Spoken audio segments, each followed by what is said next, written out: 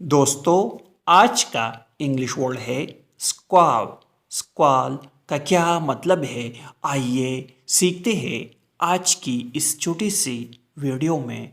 स्क्वाल का मतलब है जोर से चिल्लाना, चीखो पुकार करना, बारिश का जकड़।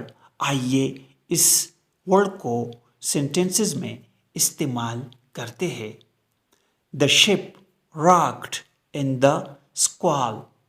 इसका मतलब है तूफान में जहाज हिल गया। The hungry kid began to squall। इसका मतलब है भूखा बच्चा कड़कने लगा। Hungry means भूखा, began शुरू करना।